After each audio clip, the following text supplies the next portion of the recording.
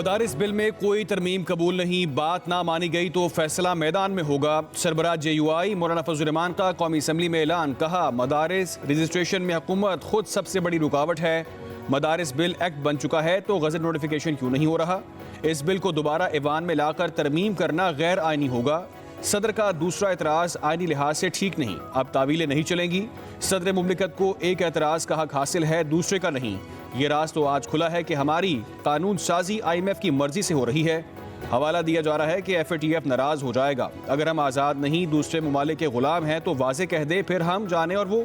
मौलाना फजल रहमान ने कहा, बानी PTI के हक में अमरीकी ऐवान करारदाद मंजूर करे तो आप जवाब में करारदाद लाते हैं। क्या पाकिस्तान के मामलात में मुदाखलत सिर्फ बानी PTI के मामलात से है? सदर मुमलिकत इस ऐवान का इंटेग्रल पार्ट है, हिस्सा है आइन के आर्टिकल 50 के मुताबिक। जो भी कानून साजी होती है वो उस वक्त तक मुकम्मल नहीं होती जब तक उस कानून साजी पे सदर मुमलिकत के दस्तखत यानी कि उनकी असेंट, उनकी रज़ा शामिल नहीं होती। तो वो हुक्म नहीं देते।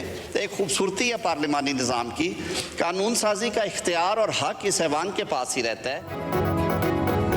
कोई भी कानून साजी तब तक मुकम्मल नहीं होती जब तक सदर दस्तखत नहीं करते। आइन कहता है कि सदर बिल वापस करें तो वो मुश्तरका इजलास में पेश किया जाए। वज़ीर-ए-आज़म आज़म नज़ीर तारड़ का कौमी असम्बली के इजलास में इज़हार ख्याल। कहा, सदर की रज़ा शामिल हुए बगैर कानून साजी मुकम्मल नहीं होती। मदारिस बिल गुज़िश्ता हुकूमत का नामुकम्मल एजेंडा था। आपने कहा दुरुस्तगी करें।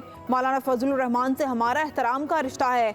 सेनेट और कौमी असम्बली दोनों जगह से बिल पास हुआ है। पार्लियामेंट सदर सेनेट और कौमी असम्बली पर मुश्तमिल है।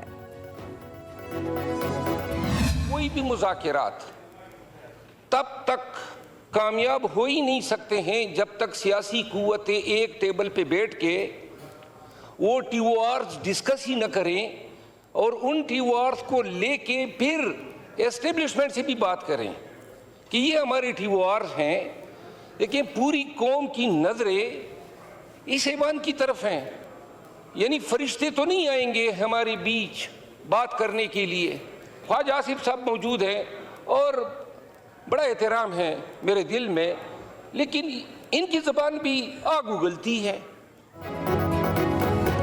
मुज़ाकरात तब तक कामयाब नहीं हो सकते जब तक मिलकर ना बैठें। PTI रहनुमा शेर अफजल मरवत का कौमी असम्बली में हुकूमत को मशवरा। कहा, ऐसी कमेटी बनाई जाए जिससे गैर यकीनी की सूरत हाल ख़त्म हो जाए। मसाइल के हल के लिए हमें एक सियासी कमेटी बनानी चाहिए। कौमी असम्बली में माहौल ऐसा बना होता है कि जैसे सौतने लड़ रही हों। ख्वाजा आसिफ का बहुत एहतराम है लेकिन उनकी ज़ुबान भी आग उगलती है। कल ख्वाजा आसिफ ने कहा कि PTI को पहल करना पड़ेगी। क्या राना सनाउल्लाह हुकूमत के बाज़ाब्ता मौक़िफ़ से हमें आगाह करेंगे? उसके बाद इस्टेब्लिशमेंट से बात हो सकती है। शेर अफजल मरवत ने कहा, सियासतदान झूठ बोल सकते हैं, रियासत का तर्जुमान नहीं। तालिबान मेरे हल्के में भी कब्जा कर चुके हैं, मैं वहाँ नहीं जा सकता। जहाँ तक मेरे भाई ने मेरे मुतल्लिक़ कहा कि मेरी ज़बान भी आग उगलती है, बिल्कुल ठीक कहा उन्होंने। मेरी ज़बान में भी कोई शरीनी नहीं है। शरीनी जो है उधर उसी तरह आती है। ये सुभान अल्लाह कहेंगे, मैं भी सुभान अल्लाह कह दूंगा। ये कोई और को मनफी बात करेंगे तो उसका मनफी जवाब ही आएगा। ये चीज़ें मोहब्बत से और प्यार से बढ़ती हैं, धमकियों से नहीं बढ़ती। अगर इन चीज़ों को, इस स्पिरिट को बढ़ावा देना है तो मरवत की ज़बान बोलें, उसी ज़बान में आपको जो है रिस्पॉन्स मिलेगा। किसी और लहजे में बात करेगा, उसमें तलखी होगी तो फिर तलखी जो है वो तलखी कोई दावत देती है। बार बार इस्लामाबाद पर हमला करने और सिविल नाफरमानी की कॉलें देने से मुज़ाकरात नहीं हो सकते। वज़ीर दफ़ा ख्वाजा आसिफ का तहरीक इंसाफ को दो टोक पैगाम। कहा, आप जब अपने अल्फाज में जहर घोलेंगे तो जवाब में शरीनी कैसे आएगी? सिविल नाफरमानी की तलवार लटका रखी है, पहले आप ये कर लें फिर मुज़ाकरात कर लेंगे। धमकी से मुज़ाकरात नहीं होंगे। हम बहुत सी तलखियों का बोझ उठाए हुए हैं। हमारी अपनी जंग के अंदर नुकसान कौम का हो रहा है। पारा चनार के हालात सूबाई हुकूमत की जिम्मेदारी है। अपने इलाकों के झगड़े हल न करना हमारी नाकामी है।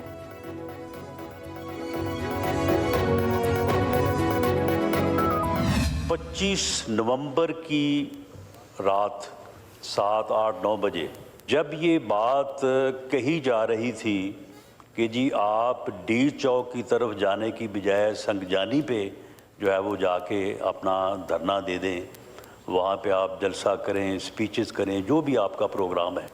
और इस मकसद की इजाज़त के लिए जो है वो अडयाला जेल में एक्सेस भी दी गई। तो वो बात जो थी वो मुज़ाकरात के लिए ही थी, लेकिन वो बात जो है वो उसको नहीं तस्लीम किया गया। मुशीर वज़ीर आज़म बराए सियासी अमूर रन सनाउल्लाह कहते हैं शेर अफजल मरवत की बात का खुलासा ये था कि मुज़ाकराती कमेटी बनी मगर उसका रद्दअमल अच्छा नहीं दिया गया। आज से 6 हफ्ते कबल वज़ीर आज़म शहबाज शरीफ ऐवान में तशरीफ़ लाए, सब बेंचेस पर जाकर हाथ मिलाया और सबसे कहा कि हर इशू पर बात करने को तैयार हैं, मगर अपोजिशन लीडर ने जिन अल्फाज और जिस लहजे में जवाब दिया वो शेर अफजल मरवत को मालूम होगा। 25 नवंबर को जब कहा जा रहा था कि आप डी चौक की बजाय संजानी चले जाएं, अडयाला तक रसाई दी गई। ये मामला मुज़ाकरात की तरफ आगे बढ़ने के लिए ही ऑप्शन दिया गया, मगर उस पर गौर नहीं किया गया। जब तक हिज़्ब इख्तिलाफ और हिज़्ब इक़्तिदार आपस में बैठकर मुज़ाकरात नहीं करेंगे, सिस्टम नहीं चलेगा। गाड़ी के दोनों पहिए चलेंगे तो बात आगे बढ़ेगी। अगर संजीदा सियासी मुज़ाकरात के हवाले से ये स्पीकर ऑफिस आते हैं तो ख्वाजा आसिफ समेत हम सब साथ चलने के लिए तैयार हैं।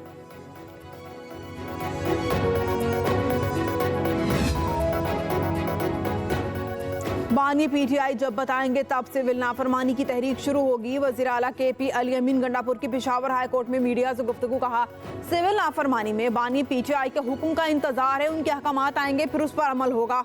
अली अमीन गंडापुर ने कहा मुझे गुज़िश्ता रोज बानी पीटीआई से मुलाकात नहीं करने दी गई। कहा गया कि आपको मुलाकात की इजाज़त नहीं है, मैं पूरे केपी का नुमाइंदा हूँ, मुझे किसी से क्लियरेंस की ज़रूरत नहीं।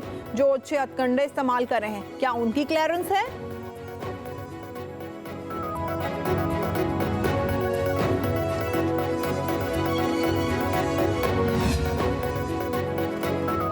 मुझे नहीं पता पीटीआई ने सिविल नाफरमानी की कॉल दी थी या वापस ले ली, मैं अपने काम में मसरूफ़ हूँ, उस पर तवज्जो है।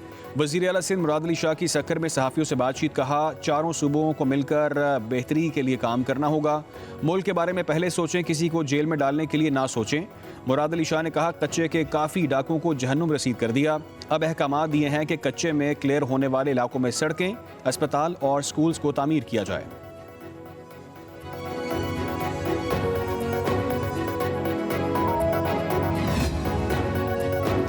वज़ीर इत्तलात अज़मा बुखारी कहती हैं वज़ीर आला पंजाब को चीन में हेयर ऑफ स्टेट का प्रोटोकॉल मिलने पर तहरीके इंसाफ वाले तल मिला रहे हैं।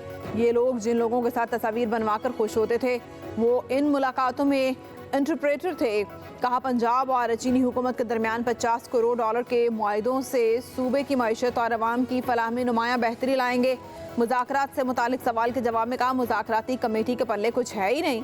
अरकान असम्बली की तनख्वाहों में इजाफे से मुतालिक बोली 1,90,000 तनख्वाह में गुजारा कैसे किया जा सकता है।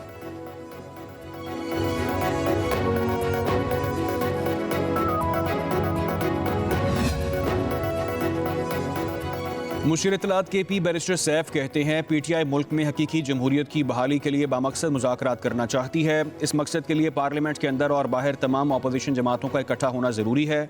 फॉर्म 47 के जरिए मुल्क पर मुसल्लत जाली टोला जमहूरियत का गला घोंट रहा है। मौजूदा जाली हुकूमत ने जमहूरियत की बुनियादें खोखली कर दी हैं। नून लीग और पीपल्स पार्टी अपनी कुर्सी बचाने, तहरीक इंसाफ जमहूरियत बचाने के लिए जदोजहद कर रही है।